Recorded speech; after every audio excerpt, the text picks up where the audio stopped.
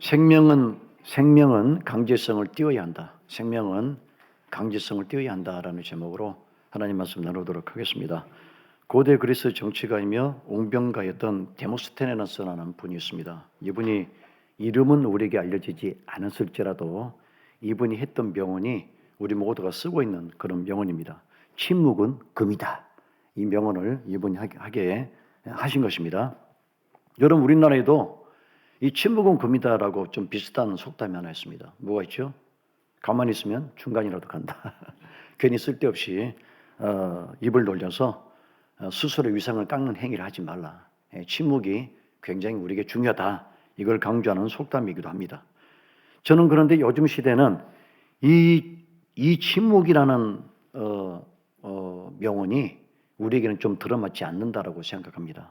여러분, 과거에는 침묵이 정중함, 그 다음에 무게감을 표시하고 그러는지 모르겠지만 요즘은 침묵은 무능함 또는 답답함 또는 공격성을 뜻하기도 합니다. 여러분, 회사에서 아이디어 회의를 하는데 다 같이 모였어요.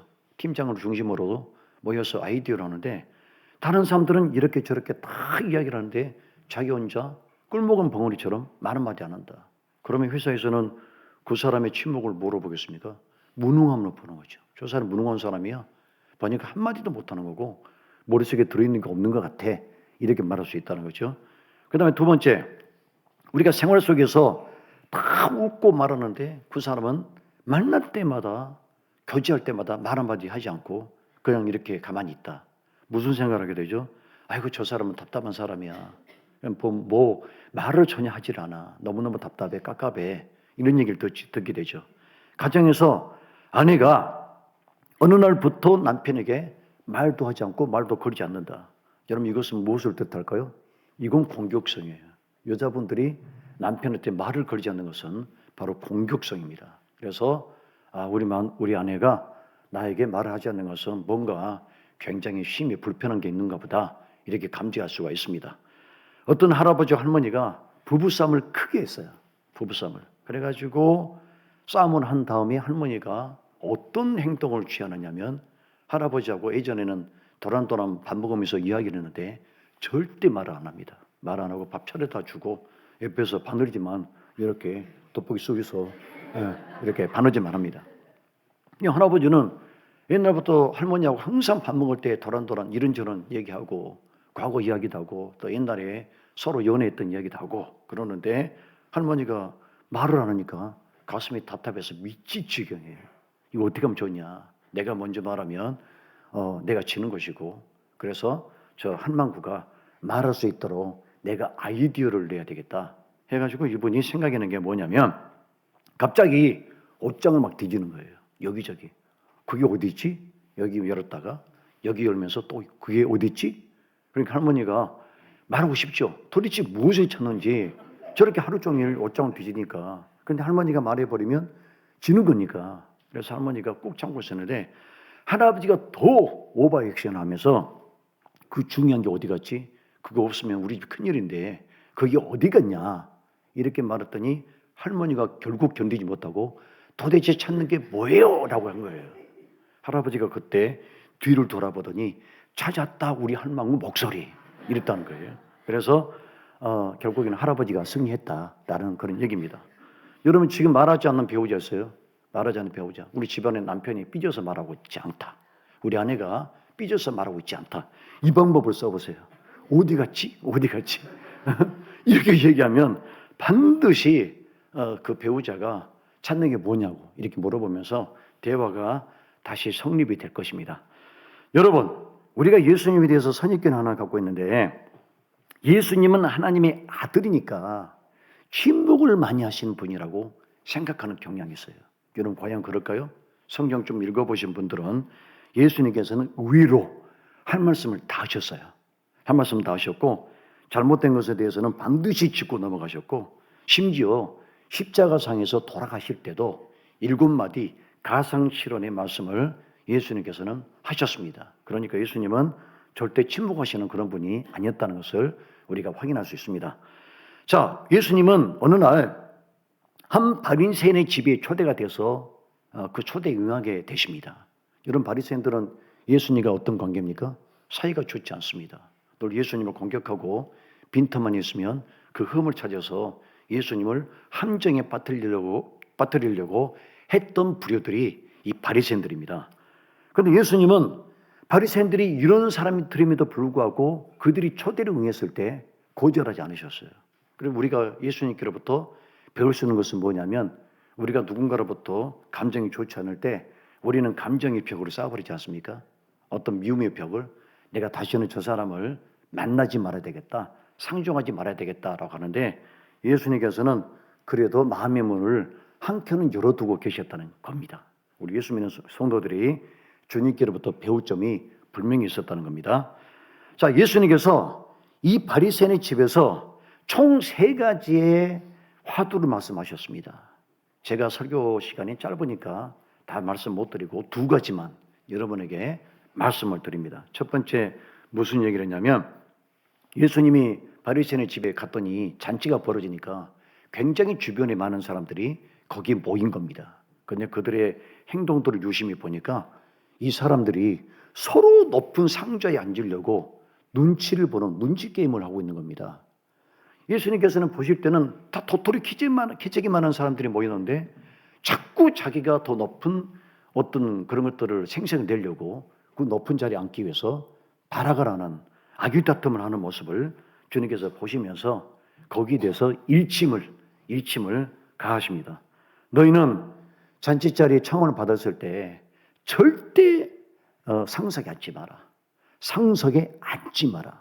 그것은 네가 상석에 앉았을 때 너보다 더 높은 도지사가 와버리거나 너보다 더 높은 장관이 오면 너는 그때 저 말속으로 내려가야 되지 않겠느냐. 그러면 너의 위신과 체면이 뭐가 되겠느냐. 네가 가장 낮은 자리에 앉아있으면 저 끝에 자리에 앉아있으면 너보다 높은 사람이 아무도 안 왔을 때 주인이 와서 선생님 왜 이렇게 낮은 자리에 앉아 계십니까? 저 높은 자리가 비었으니까 저 높은 자리로 올라가십시오 라고 하면서 너는 그 중에서 사람 중에서 영광을 받는 그런 일이 발생하지 않겠느냐 라는 처세수를 예수님께서는 설파를 하셨습니다. 그래서 여러분들도 어디 가서 직장이라든가 그다음에 모임이 있다 그러면 상석에 앉지 마세요. 맨 밑에 끝에 거기 앉아 있다 보면 저 사람은 예수 믿는 성도인데 참 겸손한 사람이다. 그런데 자기가 먼저 올라가가지고 높은 자리에 딱 앉아 있습니다. 개인 모임할 때 자기가 딱 앉아가지고 그 뭐가 되겠습니까? 그래서 우리가 이런 처세술도 예수님께로부터 배울 만한 분명한 점이라는 것입니다. 여러분, 세상의 모든 불행은 어디서 비롯됩니까? 세상의 모든 불행은 여러분 요즘에 부부싸움 많이 합니다. 부부싸움이 했는데 옛날에는 부부싸움이 칼로 물베기였어요. 요즘은 부부싸움이 칼로 살베기예요. 너 죽고 나 죽자예요. 굉장히 무서운 시대죠.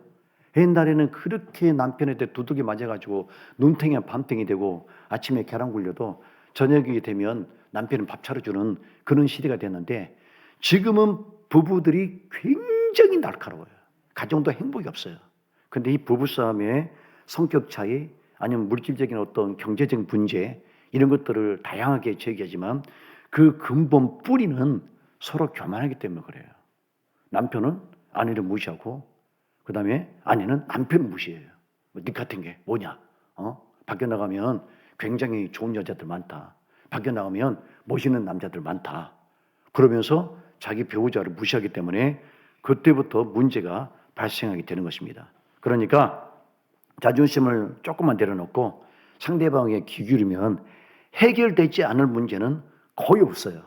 조금만 자기 자신의 자존심을 자존감을 좀 내려놓고 그리고 상대방의 말에 귀를 기울인다면 우리는 언제든지 평화를 맛볼 수 있게 됩니다. 사사기 1장에 보면 아도니 베색이라고 하는 가나안 원주민의 왕이 나옵니다. 이 사람이 굉장히 세력이 셌어요. 그래가지고 가나안 주변에 왕들을 잡아다가 자기에게 복속을 시켰습니다. 너에게 공물을 바칠 것이냐? 아니면 죽을 것이냐? 내 밑에서 길 것이냐?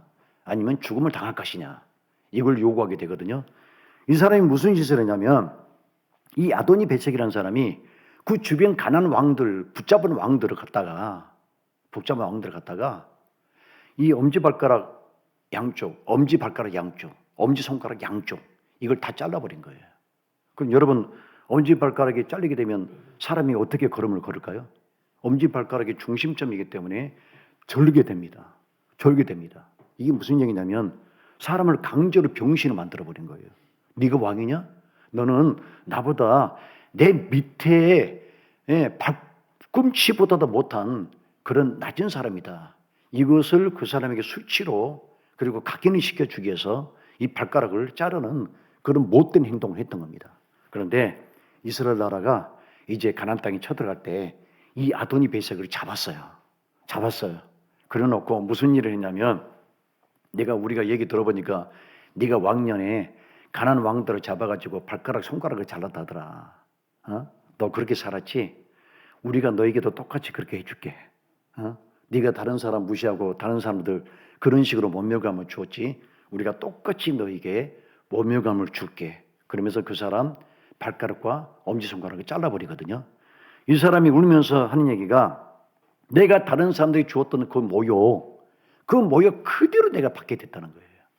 그러면서 내가 자신이 했던 행동에 대해서 후회를 하고 그러나 아도니 베섹은 그렇게 울부짖다가 죽임을 당하게 됩니다.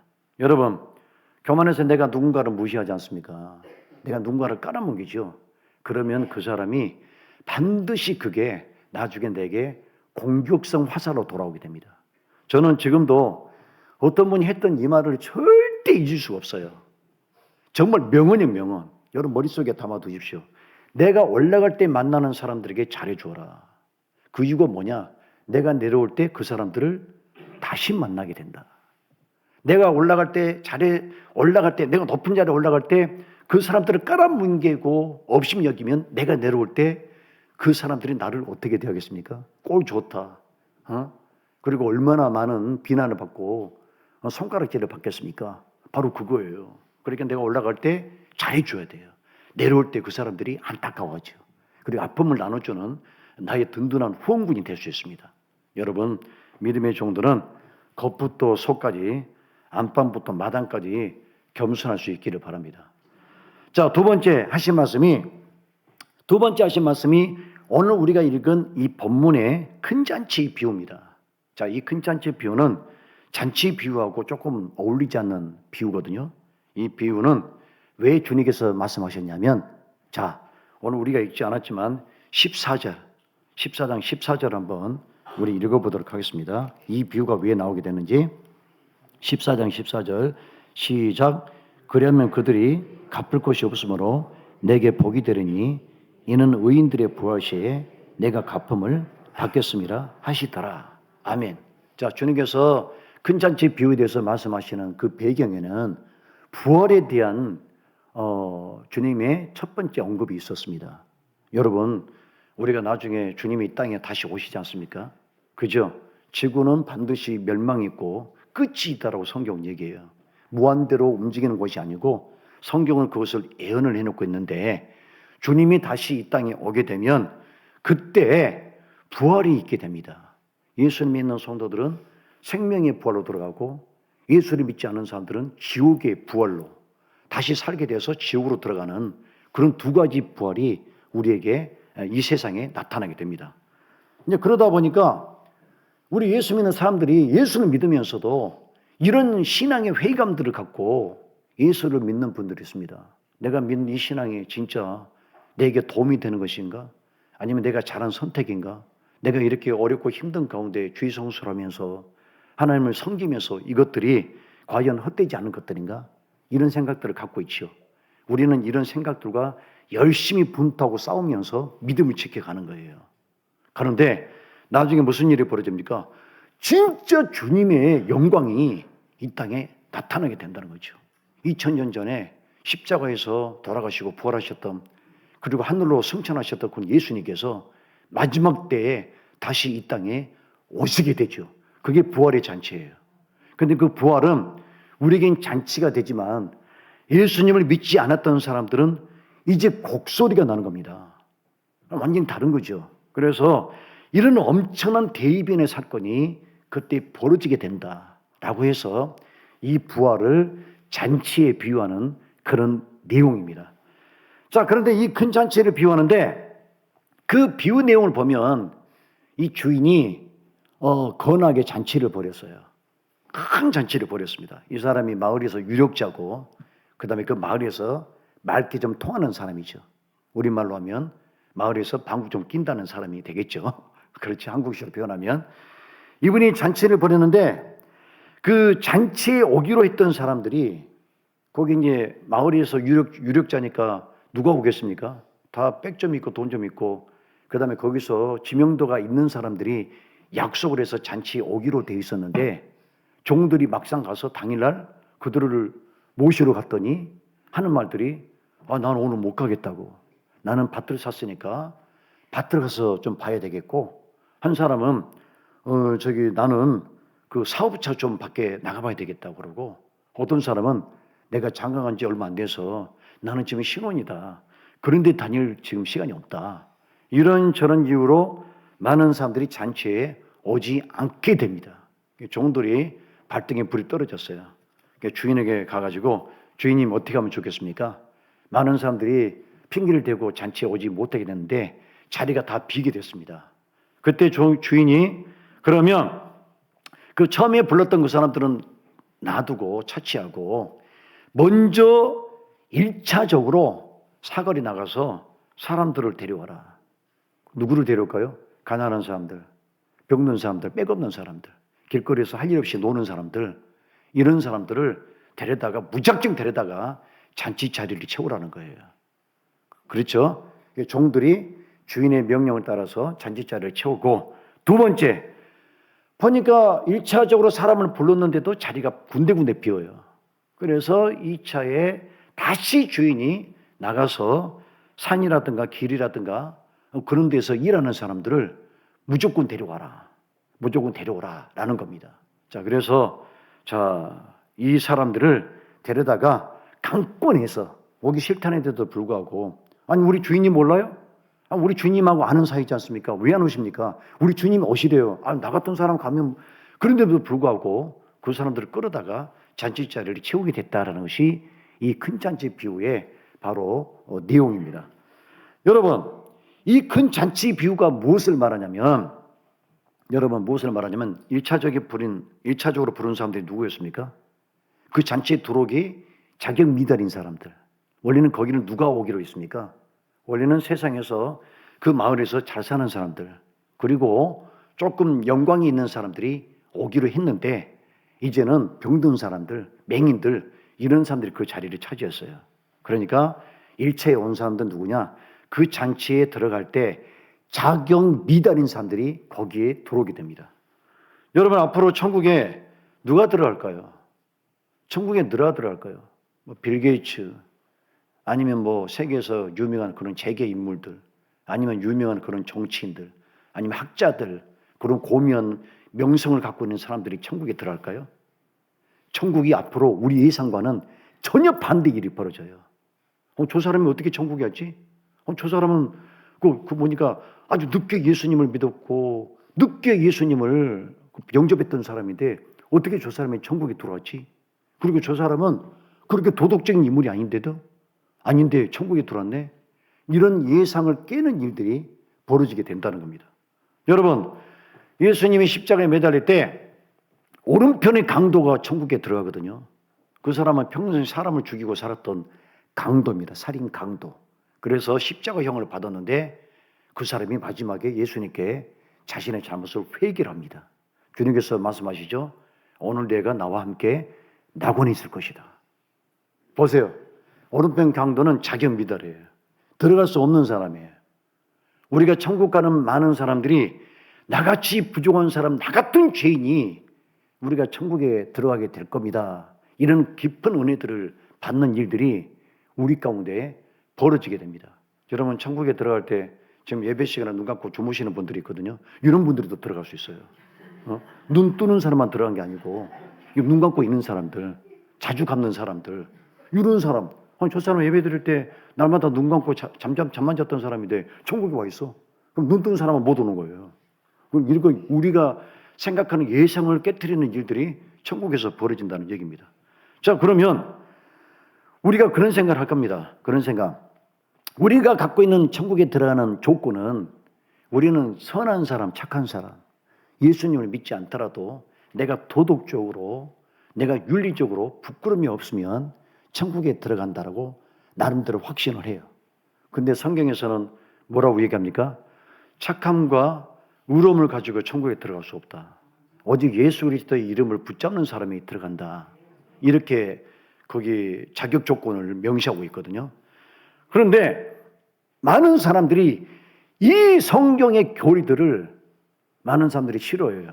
아니, 꼭 예수를 믿어야 됩니까? 내가 이 땅에서 부끄러움 없이 선하게 살면 될 텐데 꼭 그렇게 교회를 다니냐고, 예수님 믿어야 천국에 들어갈 수 있습니까? 이렇게 반문하신 또 분들이 있습니다. 제가 그분들에게 한 가지 말씀을 해드립니다. 여러분, 요즘 회사들이 신입사원을 고를 때 어떻게 신입사원을 고르냐면 옛날에는 스펙을 보고 골랐어요.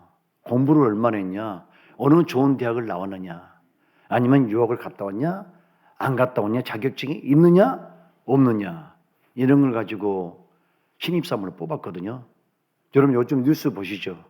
요즘 회사들이 무엇을 많이 보냐면 스펙도 보기도 봅니다만은 인성을 많이 본대요. 인성을. 왜냐?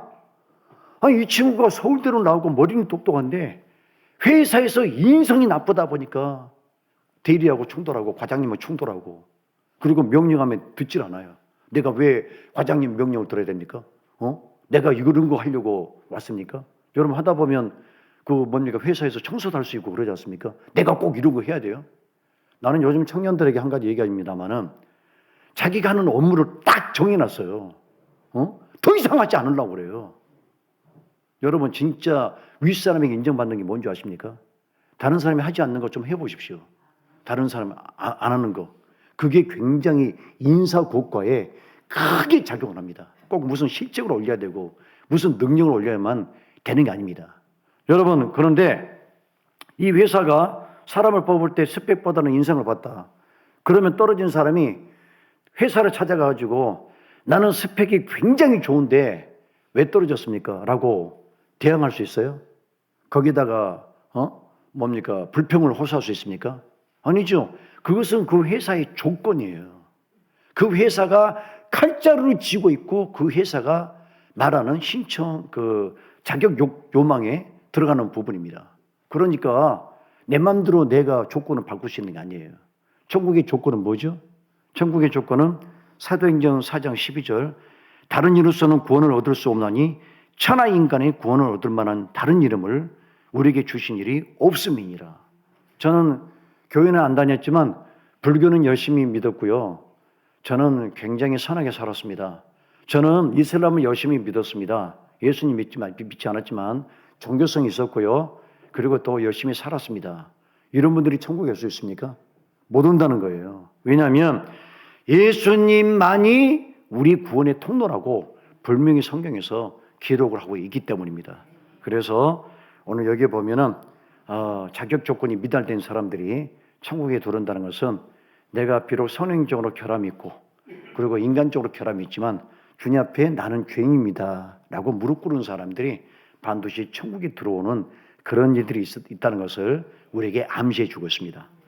자, 두 번째, 처음에 1차적으로 데려온 사람들이 병든 사람들, 가난한 사람들이었다 그러면 두 번째 데려온 사람들은 조금 우리가 지켜봐야 될 그런 중요한 요점이 있습니다. 자, 우리 23절 한번 다 같이 읽겠습니다. 23절. 자, 시작. 주인이 종에게 이르되 길과 산을 다리로 가서 나가서 사람을 강권하여 데려다가 내 집을 채우라. 아멘. 자, 길과 산 울타리에서 일하는 사람들을 데려오라고 했습니다. 그런데 어떻게 데려왔죠? 강권에서 데려오라고 했죠. 강권. 그러니까 그분들이 나 가기 싫어 그러니까 그러면 나 오지 마세요 이런 게 아니고 그 사람들을 거의 억지로 막 끌고 온 거예요. 오세요. 우리 주인님이 누구십니까? 이 마을에서는 유명하신 분인데 위대하신 분인데 왜 안 오십니까? 막 종들이 강제적으로 사람을 붙들어서 데려다가 그 잔치 자리에 앉혔다는 겁니다. 여러분 이게 무엇을 말하는 줄 아세요? 무엇을? 여러분, 교회를 싫어하는 사람들이 꼭 하는 말 중에 한 가지가 뭐냐? 교회는 왜 강제성이 있냐? 내가 예수를 믿지 않겠다 하는데도 찾아오고 믿으라고요. 그러고 믿으라고 그러고. 특히 집안의 자녀들, 믿는 부모들에게 불만이 많습니다. 우리 아버지 엄마는 나는 안 믿겠다 그러는데 왜 이렇게 교회 다니자고 난리를 치는지 모르겠다. 나는 그래서 교회가 더 싫다. 더 안 나가겠다. 라고 하면서 이를 갈고 있는 그런 분들이 있습니다. 여러분, 어떻게 생각하세요? 맞는 말이죠. 왜 다른 종교는 강요를 하는데 왜 기독교는 이렇게 예수를 믿으라고 강요를 할까요? 여러분 이정재 씨 아시죠? 이정재 씨. 이정재 씨가 인상이 참 좋고 저도 좋아하는 배우입니다. 이번에 이분이 나와가지고 이분의 어머니가 권사님이시더라고요. 그러니까 이정재 씨가 예수를 믿는지 안 믿는지는 제가 그 인터뷰상에서는 확인을 못했습니다만은 무슨 얘기를 하냐면 우리 엄마가 아침마다 성경 구절을 문자로 보냅니다. 그리고 그 성경을 묵상하면서 하루를 시작해라라고 어머니가 매일 아침에 문자를 보냅니다. 제가 볼 때는 제가 들은 얘기로는 이정희 씨가 교회 나간다는 소리를 내가 들은 적이 없거든요. 아마 엄마가 아들에게 예수를 믿도록 계속해서 어떤 형식으로든지 복음을 전하는 것 같아요. 느낌으로는. 여러분 그렇습니다. 문제는 왜 이렇게 교회는 싫다는 사람에게 계속해서 복음을 전하느냐. 여러분 세상을 한번 쭉 보실래요? 생명과 관련된 것들은 다 강제성이 있어요. 생명과 관련된 것들은 다 강제성이 있어요. 강제성. 한번 예를 들어볼까요? 병원에 가보면 의사가 환자에게 뭐라고 얘기합니까? 주신 약들 뺏지 말고 꼭꼭 드세요. 그렇죠? 꼭꼭 먹으라고 그래요. 지금 여러분들이 먹고 있는 그 식단 조절, 그 다음에 건강식품들 그거 먹고 싶어서 먹는 거예요? 예? 어떤 분은 너무 건강식품을 많이 먹어가지고 건강식품하고 밥하고 말아먹는 분이 있어요. 너무 많아가지고. 그럼 왜 먹어요? 그거 즐거워요? 그거 건강을 유지하기 위해서 먹는 거잖아요. 강제적으로. 내 목구멍에 넘어가지 않지만 밀어넣는 거 아닙니까? 또 한 가지 예를 들어보면 제가 당뇨 수치가 한때 높았던 적이 있었습니다. 굉장히 높아졌어요. 조절이 잘 안 돼요. 그래가지고 제 주치 되시는 분이 있는데 제가 그분과 한 10년 정도 그 병원을 다녔거든요. 그분은 저를 잘 알아요. 제 병을. 그분이 집사님인데 제 당뇨 수치를 보더니 목사님 요즘 운동 안 하시는 것 같습니다. 예, 피곤해서 운동장을 못 나갑니다. 그랬더니 그분이 버럭 화를 내는 거예요. 한 번도 화를 낸 적이 없거든요. 목사님 건강관리 잘하세요? 이런 분이었는데 목사님 이렇게 가시면 큰일 나요. 예? 목사님 어떻게 하시려고 지금 걸리신 지도 오래됐는데 왜 운동을 안 하십니까? 막 화를 내는데 내 속에서 어떤 생각이 들었냐면 죽으면 내가 죽지 지가 죽나? 내가 죽잖아. 그런데 지가 죽는 것처럼 화를 내고 무슨 손님이 떨어질까 봐 환자가 떨어질까 봐 저러나? 여러분 그런 적 있어요 없어요? 그런 적 있어요 없어요? 우리 친구가 이번에 병원에 엄청 아파가지고 병원에 입원했는데 의사가 당신 술 먹습니까? 술 먹습니다. 담배 피우세요? 예, 지금도 피우고 있습니다. 지금 뭐 하는 짓입니까? 뭐 하는 짓입니까? 담배 술 끊지 않고서 제 병원에 오지 마세요. 나 못 고칩니다. 막 화를 내더래요. 아니, 병원에 가가지고 꾸지람만 듣고 왔다는 거예요. 그래, 병원은 그래, 이 사람아. 거기 의사 중에서 그냥 약이나 파는 사람은 죽든지 말든지 신경 안 써. 근데 참된 의사들은 인술을 펼치는 사람들은 환자들이 건강관리 제대로 못하면 화를 낸다고. 그 당신 너 살리기 위해서 그렇게 하는 거야. 그러니까 그 말에 귀를 기울여. 아니 혼났다고. 그래서 그 친구가 지금 담배를 끊었어요. 그 다음에 술도 지금 끊었는데 자꾸 한 잔이 땡긴다고 그럽니다. 막 돌아다닌대요. 막 이렇게 앞에서 막 돌아다닌대. 그래서 내가 그거 먹으면 죽는다. 이겨내라. 여러분, 우리가 안전벨트 매기 싫죠? 안전벨트 매기 싫죠? 그거 매지 않는다고 경찰이 와가지고 확 불러가지고 왜 안전벨트 안 매냐고 화를 내고 과태료 부과하고 아파트에서 내가 죽겠다라고 뛰어내리는데 에어매트 깔고 경찰이 와서 죽지 말라고 이야기하고 오라고 하고 아니 내가 죽겠다는데 왜 그래?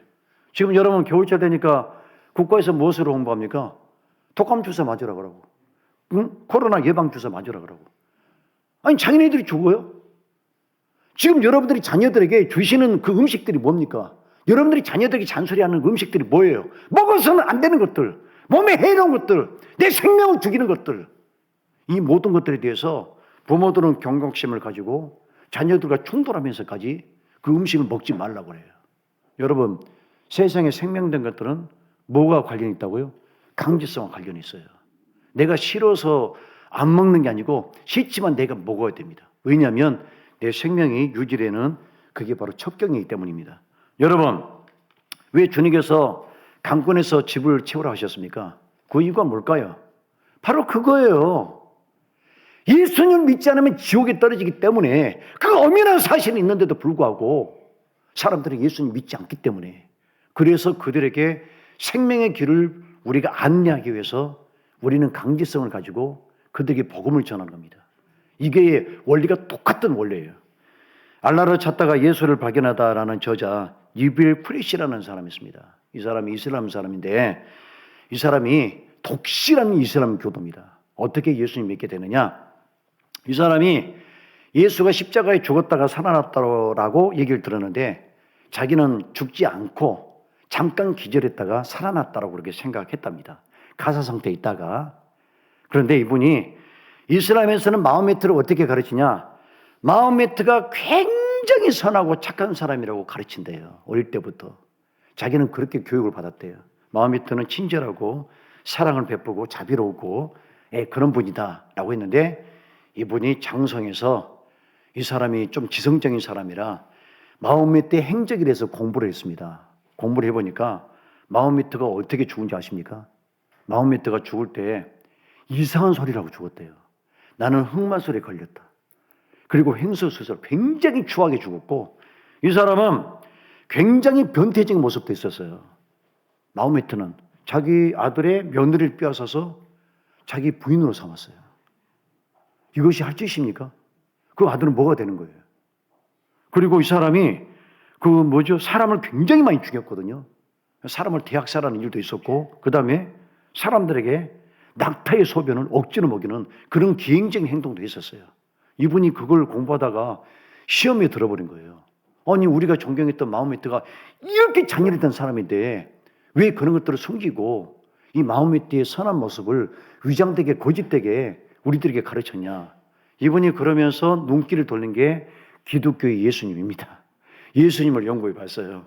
예수를 연구하다 보니까 예수는 용감하면 용감할수록 역사적 사실이 확증돼 있더래요. 그리고 예수는 너무나 거룩한 길을 갔더라는 거죠.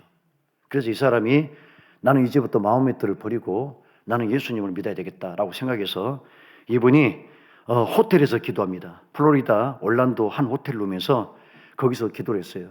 당신이 진짜 구원자라면 나에게 보여달라고 간절히 기도했는데 이분이 환상을 하나 봅니다. 십자가로 가득 찬 벌판의 환상을 보면서 그때 영적으로 이 예수라는 분이 진짜구나 이걸 깨닫고 이슬람에서 기독교를 개종하는 일이 간증서에 나와 있습니다. 여러분 마가복음 10장 29절 30절에 예수께서 이르시되 내가 진실로 너희에게 이르노니 나와 및 복음을 위하여 집이나 형제나 자매나 어미나 아비나 자식이나 전토를 벌인 자는 금세 있어 집과 형제와 자매와 모친과 자식과 전토를 100배나 받되 핍박을 겸하여 받고 내세 영생을 받지 못할 사람이 없느니라. 모두가 영생을 받는답니다. 여러분 생명을 얻는 길은 그것을 방해하는 물질이든지 그리고 개인적인 감정이든지 이런 모든 것들을 다 버려야 됩니다. 여러분 추수감사주일이죠. 전도할 때 걸린 게 뭐예요? 저 사람이 싫어하는데 내가 복음을 전하는 것 이게 잘된 것인가? 오늘 분명히 말씀을 통해서 우리가 배웠습니다. 말씀은 생명이기 때문에 강제성을 띄어야 됩니다. 여러분 열심히 한 주 동안 복음을 전해서 열매를 거두는 하나님의 백성들 되시기를 주의 이름으로 축원합니다. 기도하시겠습니다. 아버지 하나님 감사합니다. 저희들 복음 전할 때마다 많은 사람들로부터 비난을 받습니다. 왜 우리가 그들을 건져내야 되겠습니까? 사람이 죽어가는데 방치하겠습니까? 사람이 떨어지는데 방치하겠습니까? 사람이 지옥으로 가는데 그것을 지켜만 봐야 되겠습니까? 그것이 바로 비도덕적이고 비인간적인 모습입니다. 우리가 그들에게 하나님의 생명의 나라가 분명히 있다는 사실을 알기 때문에 말씀을 전해야 되겠습니다. 주여, 그들이 듣든지 안 듣든지 말씀을 전하고 그리고 열매를 거두시게 하시는 분은 하나님이시오니 그 하나님을 의지하는 믿음의 종들이 다 되게 도와 주시옵소서. 감사드리며 예수 이름으로 기도드립니다. 아멘.